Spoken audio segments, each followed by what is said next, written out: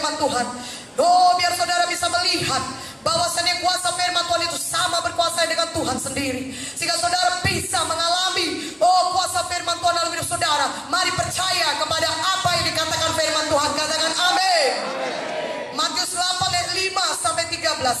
Ayat 5, ketika Yesus masuk ke Kapernaum, datanglah seorang perwira mendapatkan dia dan memohon kepadanya, "Tuhan, hambaku terbaring di rumah karena sakit lumpuh dan ia sangat menderita."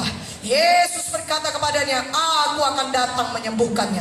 Tapi jawab perwira itu kepadanya, "Tuhan, aku tidak layak menerima Tuhan dalam rumahku. Katakan saja sepatah kata, maka hambaku itu akan sembuh." Ayat 10, setelah Yesus mendengar hal itu, heranlah ia dan berkata kepada mereka yang mengikutinya, "Aku berkata kepadamu, sesungguhnya iman sebesar ini tidak pernah aku jumpai pada seorang pun di antara orang Israel." Ayat 13, lalu Yesus berkata kepada perwira itu, "Pulanglah dan jadilah kepadamu seperti yang engkau percaya." Maka pada saat itu juga sembuhlah hambanya. Haleluya. Perwira di Kapernaum datang kepada Yesus dan berkata, "Tuhan, hambaku di rumah sakit keras dan hampir mau mati, dia sangat menderita." Apa kata Yesus? "Aku akan datang ke rumahmu dan menyembuhkannya." Sekali ini Yesus berkata, "Aku mau datang, aku akan datang. Ayo mari kita pergi ke rumahmu, aku akan menyembuhkan hambamu." Tapi apa kata perwira di Kapernaum itu? "Tuhan, aku tidak layak menerima Tuhan di rumahku. Katakan saja sepatah kata, maka hambaku itu akan sembuh." Oh, haleluya. Dia tahu kuasa firman Tuhan sama berkuasanya dengan Tuhan Yesus sendiri. Katakan amin. Dan Tuhan berkata, "Iman sebesar ini tidak pernah aku jumpai, bahkan di antara orang Israel sekalipun." Biarlah kita pada malam ini didapati Tuhan adalah orang-orang yang beriman. Lebih kuat amin ya, lebih kuat amin ya. Amin. Biarlah Tuhan lihat iman kita. Perwira itu percaya. Katakan saja sepatah kata, "Tuhan, aku percaya kepada firman-Mu, maka hambaku itu akan sembuh." Kalau saudara percaya pada malam ini, Tuhan berkata kepada saudara, "Jadilah kepadamu sebagaimana engkau percaya." Haleluya. Ada tepuk tangannya. Haleluya. Aku percaya Tuhan, aku diberkati. Amin. Galatia 3:13-14 berkata, Kristus telah menebus kita dari kutuk hukum Taurat, hati dari kutuk-kutuk dosa. Yesus telah menebus kita, supaya di dalam Yesus saudara beroleh semua janji-janji Tuhan yang sudah disediakannya bagi saudara.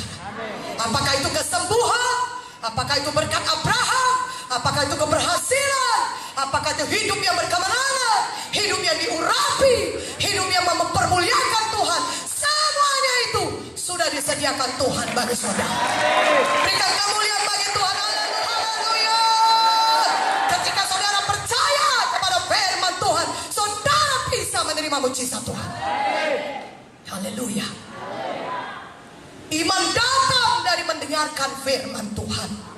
Roma 10 ayat 17. Dari manakah datangnya iman? Dari mendengarkan firman Tuhan. Saya ceritakan dari Markus 5. Nanti sudah bisa baca di rumah. Markus 5 kira-kira dari ayat 20 sampai 33. Ada seorang wanita yang sakit pendarahan 12 tahun dia sakit.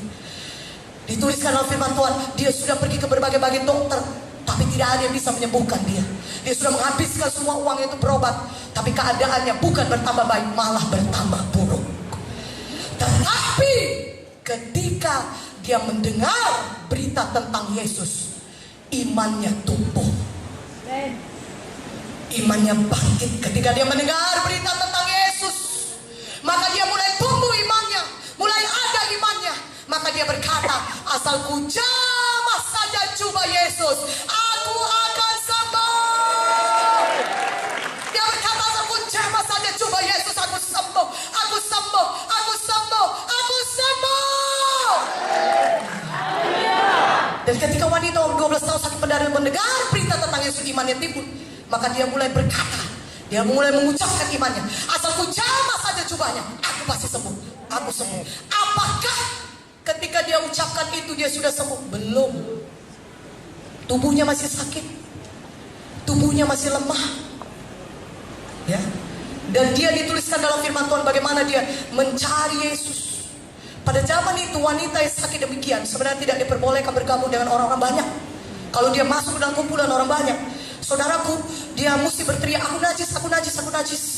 Sudah ada banyak orang sudah mengenal dia, siapa dia sebenarnya. Banyak halangannya untuk bertemu dengan Yesus.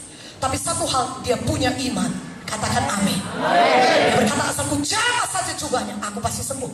Sudahkah dia sembuh ketika dia berkata demikian? Belum. Dia masih lemah. Pendarahannya masih mengalir. Dia masih sakit. Tapi dia sudah ucapkan imannya. Firman Tuhan berkata, iman tanpa perbuatan adalah mati. Yakobus 2:26. Seperti tubuh tanpa roh adalah mati, begitu juga iman tanpa perbuatan adalah mati. Mana yang betul-betul iman? Kalau saudara tindakan. Amen. Salah satu tindakan iman adalah saudara mengucapkan iman itu terlebih dahulu. Dan wanita yang 12 tahun saat pendarahan itu mengucapkan imannya. Dia melakukan tindakan imannya. Sudahkah dia sembuh pada saat itu? Belum. Tapi dia sudah mengucapkan imannya. Asalku jamah saja jubah Yesus, aku pasti sembuh. Aku pasti sembuh. Aku pasti sembuh. Katakan amin. Haleluya. Siapa yang rindu mujizat Tuhan di sini? Katakan, saya percaya Tuhan. Saya beriman Tuhan. Saya percaya pada firman-Mu. Dan saya mau bertindak. Katakan amin. Walaupun lemah rasanya, masih sakit badannya itu sudah. Masih lemah, dia berjalan. Dia ucapkan terus imannya. Kalau terjemahan aslinya dari firman Tuhan berkata, dia mengulang-ulang. Dia mengulangi perkataan imannya itu. Asalku jamah saja jubahnya, aku sembuh. Orang mendapat dia mencet, asalku jamah saja jubahnya, aku sembuh. Asalku jamah saja jubahnya, aku sembuh. Asalku jamah saja jubahnya, aku sembuh. Dia sampai kepada Yesus. Dan dia jamah jubah Yesus. Maka seketika itu juga berhentilah pendarahannya. Dia menerima mujizat Tuhan. Ketika Yesus melihat hal itu, dia merasakan kuasa yang keluar daripadanya. Saudaraku, ketika saudara datang beriman dengan Tuhan Yesus, ada kuasa Tuhan yang saudara tarik untuk bekerja dalam hidup saudara. Mana amin yang lebih kuat aminnya? Haleluya. Ucapkan saudara, oleh darah Yesus saya sudah bebas daripada semua dosa dan kutuk-kutuk dosa. Saya terima Tuhan semua kebebasan saya. Yesus sudah membebaskan saya. Oleh darah Yesus saya sudah bebas. Firman-Mu berkata Tuhan, di kayu salib Engkau sudah menanggung semua dosa dan kutuk dosa saya. Terima kasih Tuhan Yesus. Saya percaya kepada-Mu. Oleh karena itu, mulai malam ini saya sudah bebas dari semua kutuk dosa penyakit, kegagalan, kemiskinan, kecelakaan, hidup yang dikuasai roh jahat.